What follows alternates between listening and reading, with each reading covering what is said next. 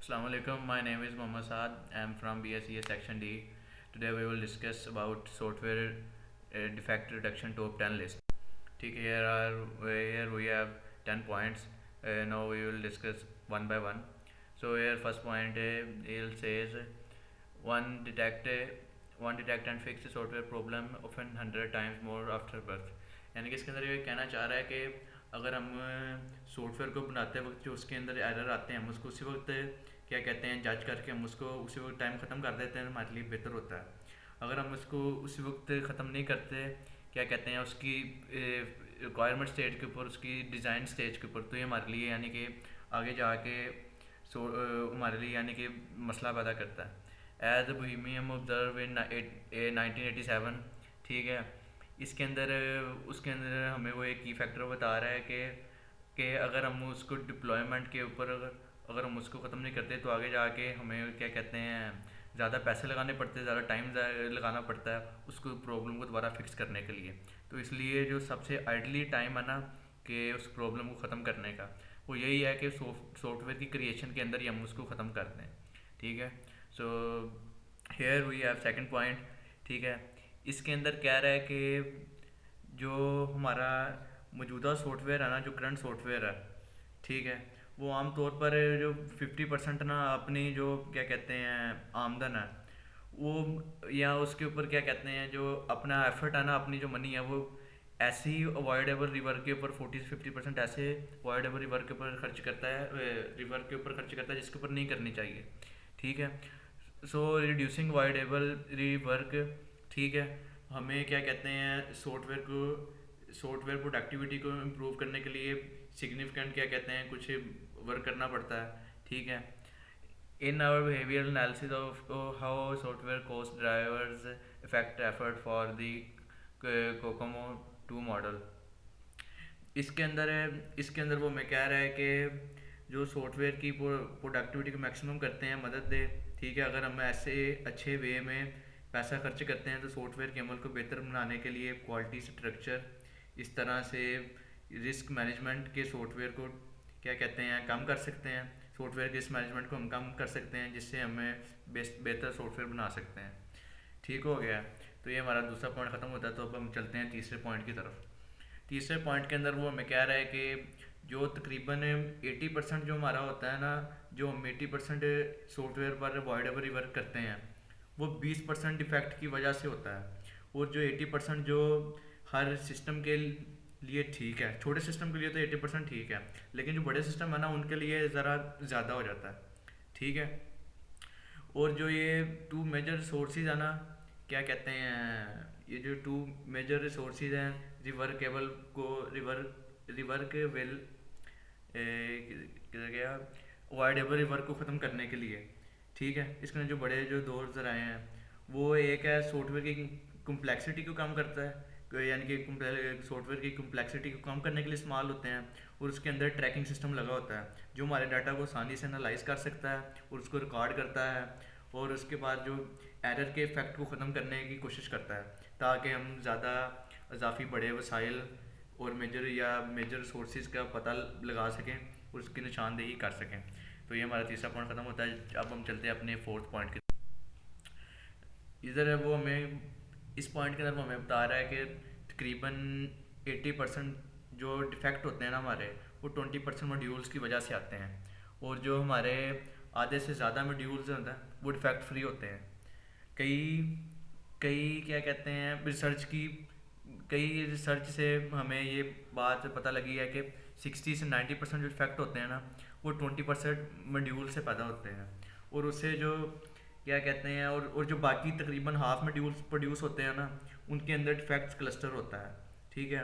इसके अंदर कुछ फैक्टर्स होते हैं जो एरर लाने में अहम किरदार अदा करते हैं।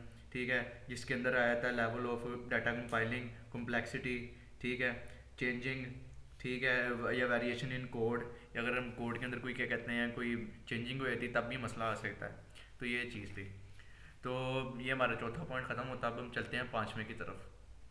तो इस पॉइंट के अंदर वो हमें बता रहा है कि जो 90% डाउन टाइम होता है ना वो क्या कहते हैं आमतौर पर ज़्यादा से ज़्यादा 10% इफेक्ट की वजह से होता है। ठीक हो गया। और some defect this proportionality factor are system down time and reliability, और इस सिस्टम की डाउन टाइम रिलायबिलिटी पर असरअंदाज होते हैं, वो फैक्ट करते हैं।